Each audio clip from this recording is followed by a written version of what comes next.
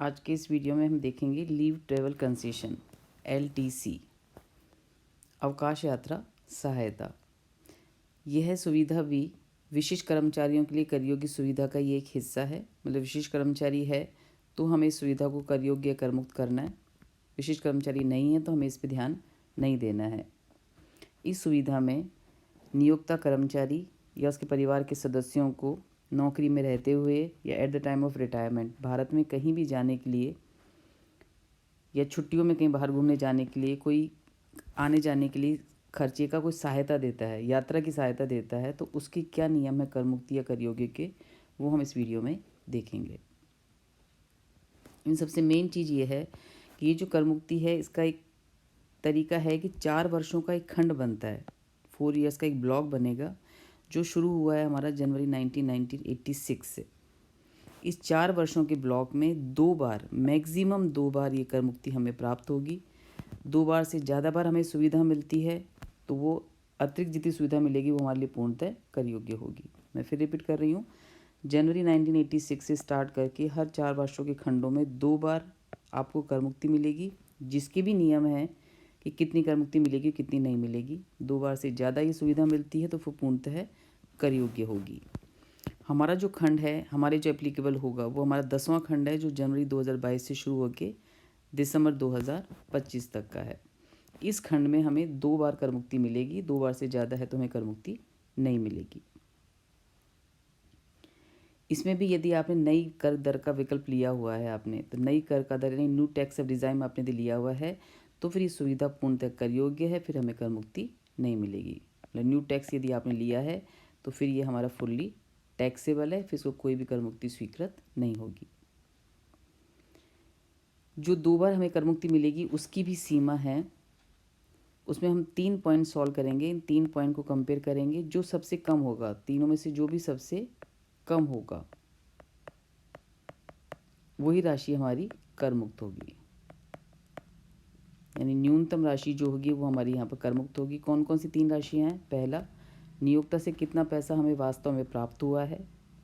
दूसरा, कर्मचारी ने यात्रा पे वास्तव में कितना पैसा खर्च किया है। इसमें भी डिफरेंस हो सकता है आपको पैसा कम मिला हो सकता है पैसा आपको ज़्यादा मिल गया हो, आपने खर्च कम किया हो, तो दोनों की हम तुलना करेंगे। और तीसरा, एक मैक्सिमम सीमा है जो नीचे टेबल में आपको दे रखी है। इन तीनों को हम कंपेयर करेंगे, जो सबसे कम होगा वो हमारा कर मुक्त होगा। अब टेबल में सीमा क्या है? उसकी सीमा है कि यदि आपने यात्रा विमान से की है तो हम लेंगे विमान का, राष्ट्रीय परिवहन का जो भी विमान है उसका इकोनॉमी क्लास का किराया। यदि आपने यात्रा रेल से की है, यानी विमान के अलावा आपने किसी भी साधन से यात्रा की है जिसका स्टार्टिंग और एंड पॉइंट ट्रेन से जुड़ा हुआ है, चाहे आपने यात्रा ट्रेन से की हो चाहे ना की हो, पर विमान के अलावा किसी भी साधन से आप गए हों और वो जगह का यदि प्रारंभिक और एंड स्थान ट्रेन से जुड़ा हुआ है तो रेलवे का फर्स्ट क्लास AC का किराया हमारी मैक्सिमम सीमा होगी। यदि यात्रा प्रारंभ करने का स्थान व गंतव्य स्थान पूर्णतः अंशतः रेल से जुड़ा हुआ नहीं है तथा यात्रा इन दोनों स्थानों के बीच में या तो आपने किसी सार्वजनिक परिवहन सेवा से की है तो उसका फर्स्ट क्लास या डीलक्स श्रेणी का किराया। यदि आपने वहाँ पर सार्वजनिक परिवहन सेवा मान्यता प्राप्त उपलब्ध नहीं है तो फिर रेलवे का अनुमानित सबसे छोटे रास्ते का रेलवे का फर्स्ट क्लास AC का किराया। इन 3 राशियों को हम कंपेयर करेंगे, जो सबसे कम होगी वो हमारी कर मुक्त होगी। कुछ नोट्स में इसमें से और आपके जो एक्स्ट्रा नोट्स बता देती हूँ उसमें, जैसे ये पॉइंट तो मैंने देख लिया कितनी कर मुक्ति मिलेगी। ब्लॉक हमने देख लिया, ब्लॉक हमारे लिए 1986 शुरू होता है, जो हमारा ब्लॉक जनवरी 2022 से दिसंबर 2025 का है। 4 वर्षों के समूह में जो LTC की सुविधा होगी हमें, जो एक बात और है, यदि किसी 4 वर्ष के समूह में कर्मचारी ने LTC की सुविधा एक बार या एक बार भी नहीं ली है और अगले वर्ष समूह के प्रथम वर्ष में ही ले ली है, जैसे पिछला कोई ब्लॉक था हमारा, जैसे अभी हम 22-25 की बात कर लें तो जो हमारा पिछला ब्लॉक था, पिछला ब्लॉक मतलब 18 से 21 वाले ब्लॉक में आपने एक बार ही सुविधा ली है या एक बार भी नहीं ली है, और इस वाले ब्लॉक में आपने 2022 में ही सुविधा आपने ले ली है, तो फिर हमें 2 की जगह 3 बार कर मुक्ति प्राप्त हो जाएंगी। तो फिर कर मुक्ति में 2 के स्थान पे 3 बार स्वीकृत हो जाएगी। कर मुक्ति किस किस को मिलेगी? परिवार में कर्मचारी, उसका जीवन साथी, उसके बच्चे, आश्रित माता पिता और आश्रित भाई बहन। माता पिता आश्रित हैं तो आएंगे, भाई बहन आश्रित हैं तो आएंगे, जीवन साथियों बच्चे हमेशा आएंगे। बच्चों में भी एक नियम ध्यान रखना है, यदि बच्चे 1 अक्टूबर 1998 से पहले पैदा हो गए हैं तब तो सभी बच्चे आपके शामिल किए जाएंगे कर मुक्ति के लिए। यदि 1 अक्टूबर 1998 के बाद आपके शामिल किए गए हैं तो उसमें केवल 2 बच्चों के लिए ही आपको कर मुक्ति स्वीकृत होगी।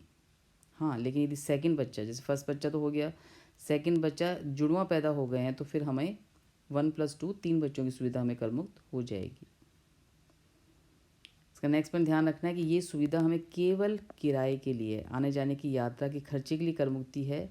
यदि होटल में ठहरने के, खाने के या कोई और खर्चे यदि आपके नियोक्ता ने वहन किए हैं तो वो पूर्णतः कर योग्य हो जाएंगे। यदि ये सुविधा विदेशी राजदूत और हाई पोस्ट वाले सरकारी कर्मचारियों के अलावा किसी अन्य कर्मचारी को विदेश में मिली है तो भी पूर्णतः कर योग्य हो जाएगी। और ये पॉइंट वापस आपको फिर रिपीट कर देती हूँ, यदि आपने नई कर के दर का विकल्प का चयन किया है तो फिर हमारे लिए पूर्णतः कर योग्य हो जाएंगी। तो चूँकि यहाँ पे अभी कोई एग्जाम्पल मेरे पास है नहीं समझाने के लिए, तो आप इस पॉइंट्स को पढ़ के समझ के याद करके रखिए। जब बड़ा क्वेश्चन हमारा आएगा वहाँ पे जब एलटीसी की सुविधा आएगी तब हमें ये नियम ध्यान रखने हैं कि हमें कितनी कर मुक्ति करनी है और किस तरीके से करनी है। आज